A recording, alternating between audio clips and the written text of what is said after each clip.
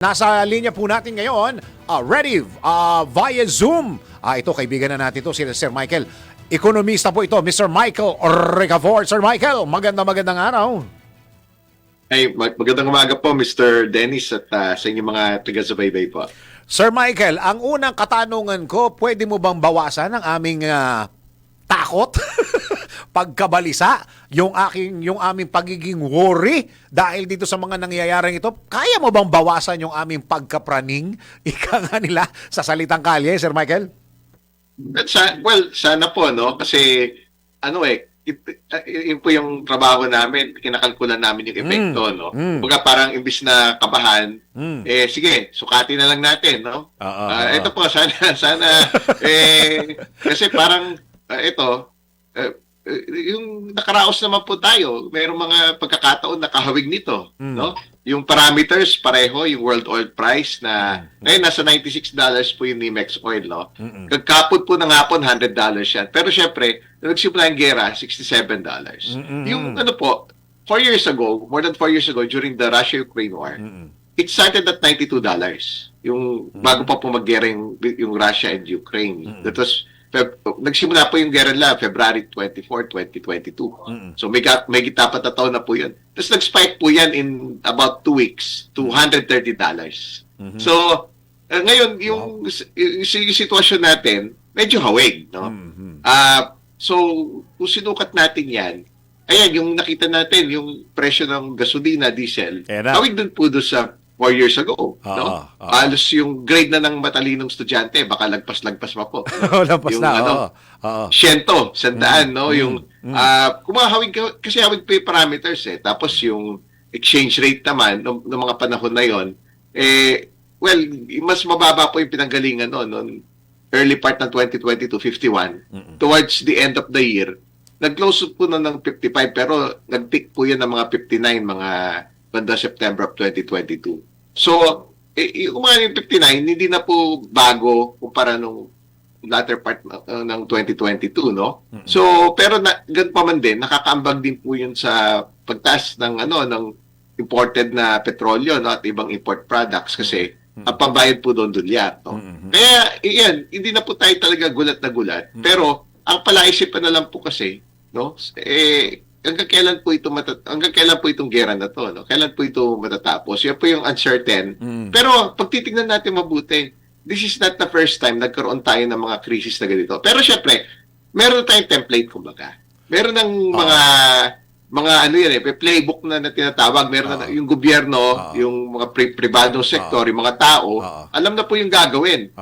Syempre, pag ganyan pagkakataon, kasi we import almost all of our oil, so wala naman pong pinagbago, no, lalo yung mga sasakyan, no? Kasi almost 500,000 units ng sasakyan yung bago kada taon, eh. Tapos karamihan po niyan gumagamit pa rin ng gasolina at diesel. Saka Sir Michael, ang problema kasi namin dito, yung pagtaas ng presyo ng gasolina, ng mga oil prices natin, diretso. Ang feeling namin, hindi pa ito tapos. Feeling ko, base dun sa mga pronouncement ni Presidente Trump, baka umabot pa to ng 3 to 4 weeks. Yung epekto, Sir Michael, epekto, kumbaga hindi pwedeng tapos na sila doon, nag-i-effect pa lang sa atin.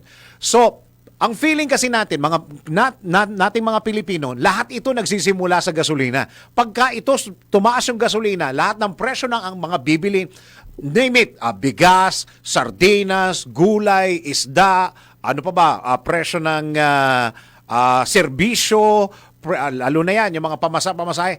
Kumbaga, dyan siya magsisimula, tapos hindi namin nakikitaan kung saan yung dulo, Sir Michael, kaya nakakapraning, eh. Ito po yun, Mr. Dennis, kasi yun na po yung kasama sa template. Asahan na natin yan. Diba parang no denying, eh. Kasi pag tumaas yung gasolina, yung diesel, tataas yung transport cost, no?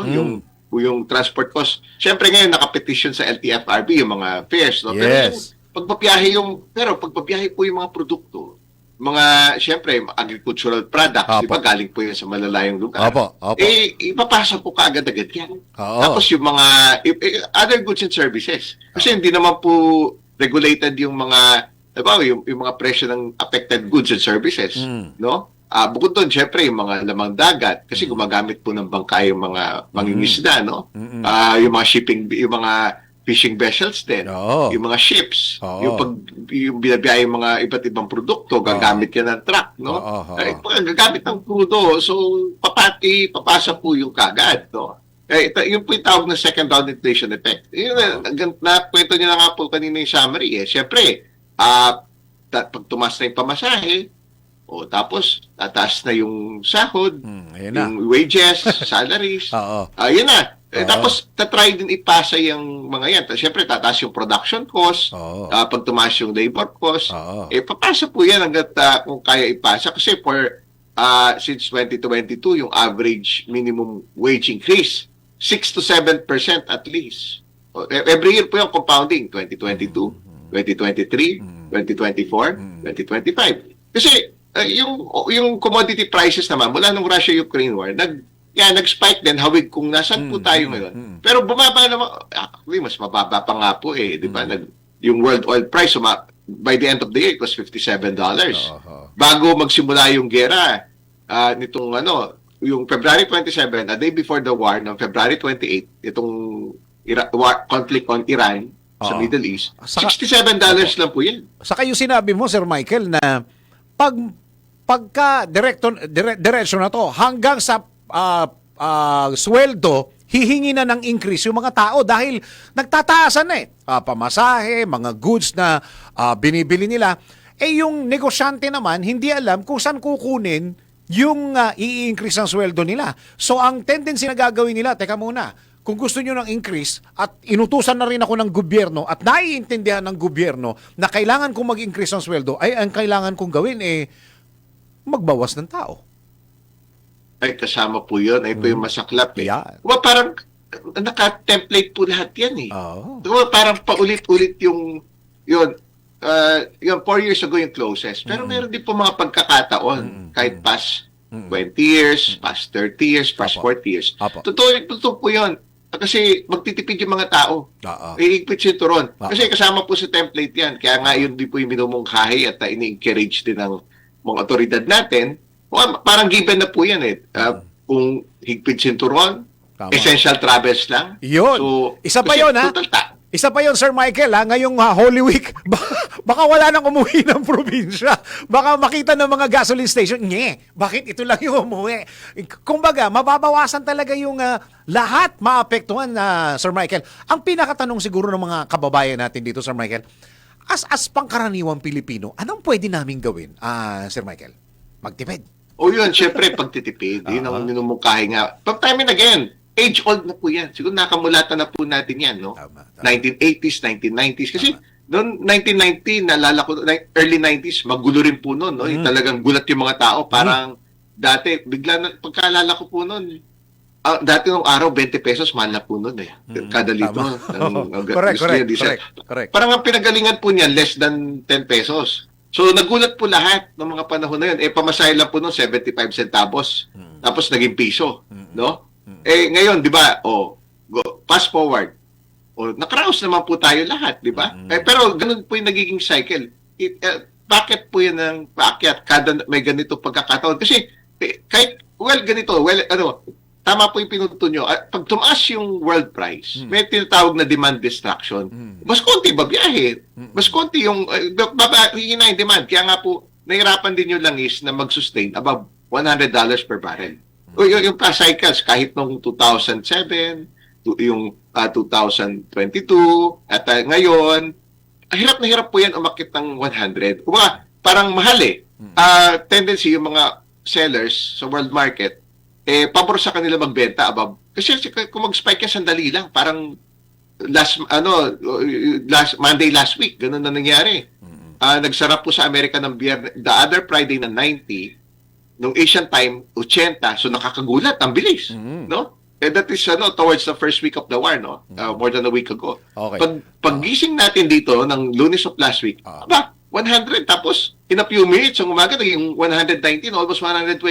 Ang tulin. Pero bumagsak din po kaagad-agad. We ended Monday na 100, tapos by New York, mga US time zone, it was even below 100. Tapos mga last week, nag-low po yan ng mga a little over 80. Ibig sabihin, nahirapan din po siya mag-above 100 yung world oil price. Ganito, Sir Michael, siguro here's gonna be my last question dahil wala na rin ako oras. Yun hong epekto na nangyayari sa Middle East, yung hong epekto niyan, gaano kahaba po ang epekto niyan sa Pilipinas? Kahit kunyari, matapos siya next week, sabihin natin, matapos siya next week, yung next week na yon, yung epekto ng nangyari doon, lalo nagkakagulo doon sa Hormuz ba yun? Yan ang nagkakaroon ng problema. Gaano katagal yung epekto sa atin, sa ekonomiya ng Pilipinas, Sir Michael? Ayun po yung kakaiba this time. Kasi yung mga past episodes, Opo. siguro noong 1990s, yung in-invade ni Saddam Hussein yung, ng Iraq, yung Kuwait. Yeah. Ay yun, medyo hawig yun kasi na-disrupt po yung supplies. Ito naman, ang kakaiba ngayon, hindi makalabas yung supplies from the Middle East kasi 80% ng, 20% rather, 20% ng langis sa buong mundo, dumadaan po dun sa Strait of Hormuz. Ngayon, inaano po sila nadidisrupt Alos, hirap po, ayaw magbiyahe kasi for safety reasons. Utumi yung crew, pwede tumanggi, yung mga shipping companies. Pero may supply, ibig sabihin. May supply.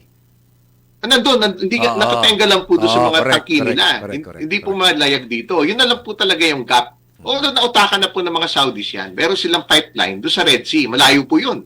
Kahit din yung UAE. Inutakan nila long time ago, alam nila yung risk na yan. So may pipeline din na diretso papalabas na binaypass na yon, papunta na palabas na ng Middle East, no? Pero hindi po ganun kalaki yon. Pero at least yung critical po talaga dapat maayos na po yan. Yung Iran kasi yung alas niya ginagamit niya yun na para existential Yun na lang ang natitira niyang alas na cloud niya, no? Pero apektado yung buong mundo. Pero at some point matatauhan din yan kasi sana yun na lang po yung panalangin na lahat, matauhan yung mga nagigera dyan at mag-normalize na, wag na isabutahe yung mga barko, yung mga crew na wag i-hijack, wag tirahin ng missile na nadaan dyan para tuloy na mag-normal na yung supply. Yun na lang po. Pero yung effect po niyan, syempre, yan, mangyari, baka magtaas na muna po yung mga presyo ng bilihin. Kasi yun nga, kahit bumaba din naman po yung world price yan, yun din po yung feedback ng ibang commodity traders sa bansa na, sige, nag-roll, minsan kung bumaba man yung world price, pero minsan, yung wages, wala naman rollback. Tuloy-tuloy yung, di ba? Taon-taon po yung wage hike. So, meaning yung pagpasa ng presyo ng bilihin, nandoon. At ganun nga po over the years, di ba? Ganun po yung nangyayari na it's a matter of managing na lang yung bilis ng presyo ng bilihin. Tapos, syempre, humahabol na lang po yung pagtaas ng kita, ng wages, ng kabuhayan. Para makaraos po. Pero ganun po yung trajectory noon. Nakasurvive naman po tayo lahat. Pero syempre, may disruption po muna. Magtitipid muna yung mga tao. Mababawasan yung spending power po nila dahil for the meantime, until such a time na mag-stabilize po lahat. Yun gusto naman po tayo. Pero may sakripisyo in between. Ganun po yung mangyayari.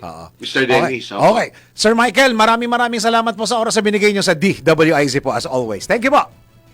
Opo, maraming salamat din po, Mr. Dennis, at sa mga taga-subaybay. Expert's opinion, isang ekonomista, si Mr. Michael Ricafort.